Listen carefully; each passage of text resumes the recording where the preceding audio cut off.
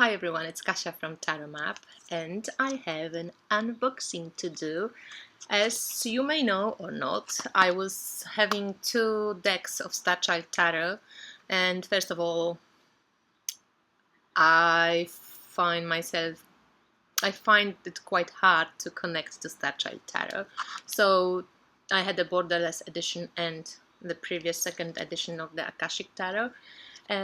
So I swapped the Borderless for the Antique Anatomy Tarot, and I'm really excited because it's just arrived. So this is the box it comes in, like a little normal tag box. The cards are still sealed. Somebody I swapped with was so lovely to get me this deck for the Starchild, because Starchild right now is out of print. I'm sure Danielle is making more copies, but if you want to play with it right now, you cannot get it, so it's not available in her shop. Anyway, maybe you can find it some other online shops. So this person swapped with me for the Starchild, and I received a new Antique Anatomy Tarot. First of all, I love the bags. They look like old leather, kind of grimoire, and this stained look, they kind of like dark gray, blackish. And there's a card that has connotations to astrological planets and signs and elemental dignities. And I'm sure you've seen this deck, all of you, but let's just go together through a few of the cards. I love this deck. I always liked it, even when I saw the first edition. The second edition I like even more.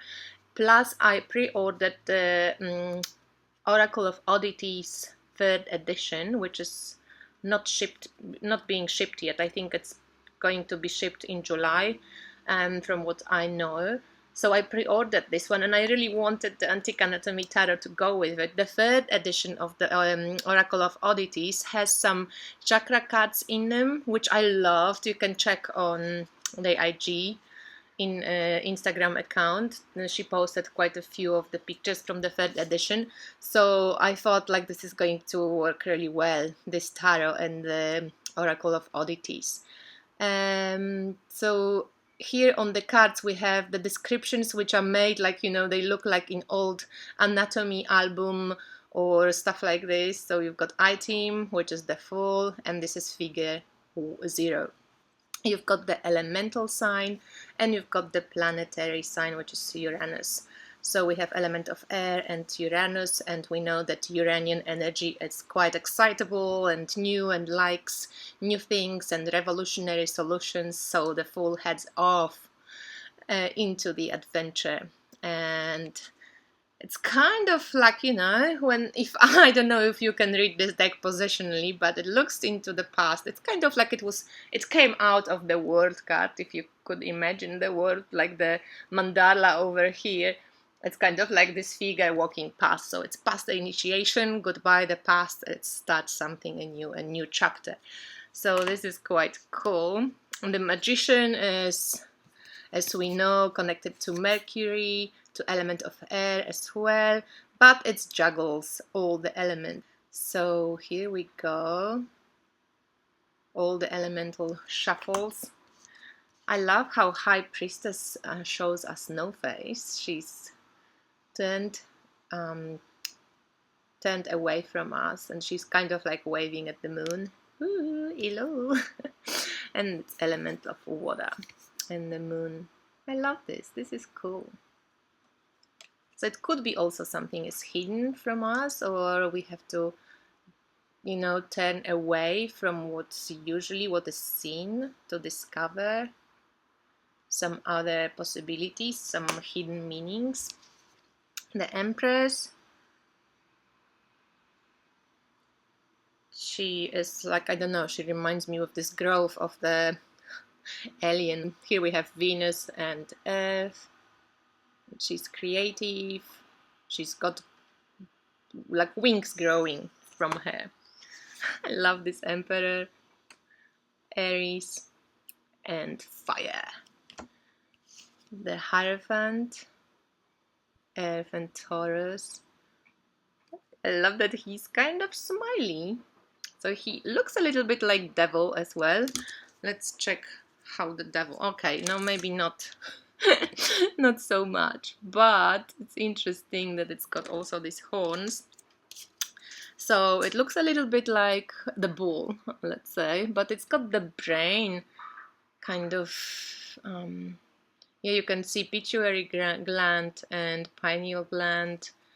And his brain is like in the place of his crown chakra, even higher soul star chakra. So maybe he's like, you know, his brain's connecting him to something outside of himself. So it's interesting. Ah, the lovers. This is cool. Gemini and Air connected by the heart. I love the faces. I love this deck. It's awesome. Chariot, quite unmovable, but it's like his legs are the horses.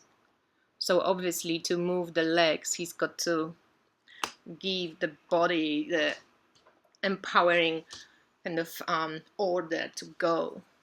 You cannot just go with one leg. You have to kind of connect the two. Strength, it's the skeleton of the lion. And the Hierophant. Love that. Sorry, this is weird, but I love the face. Oh, and I loved this one when I watched the Fire of Transformation. She did the cool flip through this deck. You could see all the cards a bit better than what I'm showing, but I love that there is astrological chart shown, and this is the Wheel of Fortune. So the cycles, it's ruled by Jupiter and fire. And so often it's called the Wheel of Fortune as the fortune because Jupiter is the planet of fortuna, you know, it's blessing. But it's also about the cyclical movement in our lives and how we follow those cycles. And I love this Justice in the second edition. It's very cool. The Hanged Man is to do with Neptune, so surrendering, sacrifice, compassion. Dissolving of what we thought was true, death with its cyclical motion as well, but it's just going like the cycle of the moon. And Scorpio and water. Temperance being like the angel. It's the one of the hands look like it would be maybe holding a jar, but this one doesn't really look like it's holding anything. But the posture looks a little bit like Temperance holding two jars. But look at the feet. It's like this bird feet. Sagittarius. Maybe it's always ready to, you know, go off into a new adventure. So with devil, we have two people like praying to the devil. It's Capricorn and Earth. The Tower with Mars and fire. It's an interesting tower. But it's like a bound skeleton. So something's gonna give. Maybe there needs to be a distraction for the skeleton to free itself.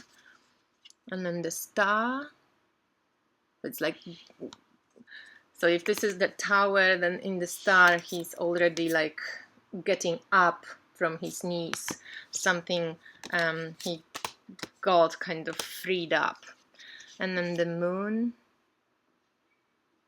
of Pisces. It's quite creative actually. Again, the cycles.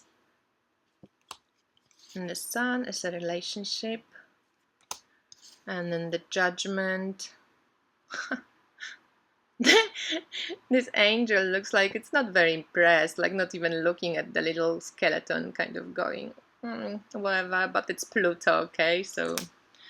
And then the world, it's like somebody's walking you through this initiation, through the door.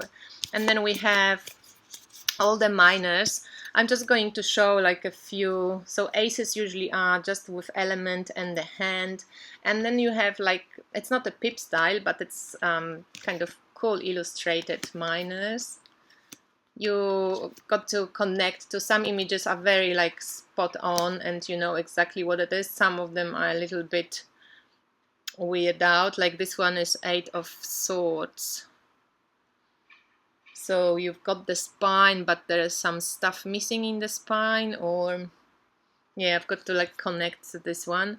And so this is the court cards are usually, you know, like Page, Knight and Queen, but yeah, Page, Knight, Queen and King, so this is the same. And of course everything is like skeletons.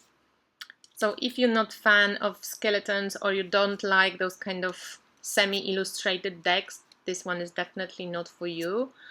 I love them and I think it's going to go so cool with Oracle of Oddities, and I want to do chakra readings with this deck and with the Oracle of Oddities. So this is the Aquarian. This is the Antique Anatomy Tarot. It's created by Claire Goodchild.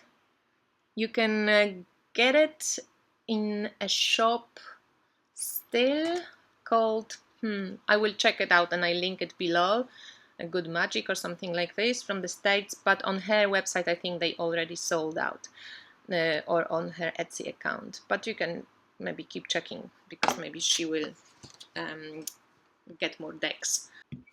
Actually, I just want to show you the new ones which I made. So this is one with this amazing amber.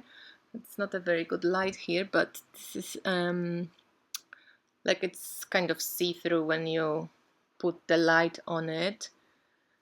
And this is owl feather and frogmouth feather, and the cone comes from, it's a driftwood cone, like drift cone, comes from Adriatic Sea. So you can either wear it long or you can tie it up in the back and have it in a shorter version and just maybe a bit longer, but I just leave the leather threads long just because some people like it longer, some people like it here, depends what you wear and when. So I just leave it tied like this and then I just tie it however long I want it.